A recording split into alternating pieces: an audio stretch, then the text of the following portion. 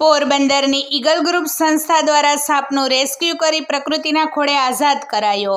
ધરમપુરવાડી વિસ્તારમાં રહેતા માંડાભાઈ કારાભાઈ મોરીના રહેણાંક ઘરમાં એક સાપ ચડી આવ્યો હતો, ત્યારે માંડાભાઈએ પોરબંદરની ઈગલ ગ્રુપ સંસ્થાના પ્રમુખ પંકજ અપારનાથીને જાણ કરી હતી। તો પંકજે તેમના ગ્રુપના જયદીપ મારુને ઘટના સ્થળે મોકલ્યો હતો અને જયદીપે માંડાભાઈના ઘરમાંથી ખૂબ જ દુર્લભ પ્રજાતિનો લીલવણ એટલે કે ગ્રીન વાઇન સ્નેક પકડ્યો હતો।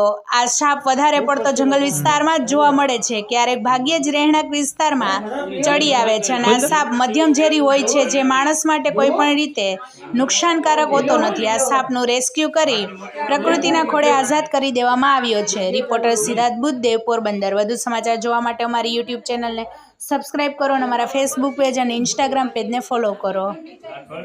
મારી સંસ્થાનું નામ ઈગલ ગ્રુપ છે। આજ રોજ ધરમપુર વાડી વિસ્તારમાં રહેતા માંડાભાઈ કારાભાઈ મોરીનો મને એક રેસ્ક્યુ કોલ આવેલો હતો કે અમારા ઘરમાં એક સાપ ગરી આવ્યો છે, તો મેં મારી સંસ્થાનો જયદીપ મારુને રેસ્ક્યુ માટે મોકલેલો હતો।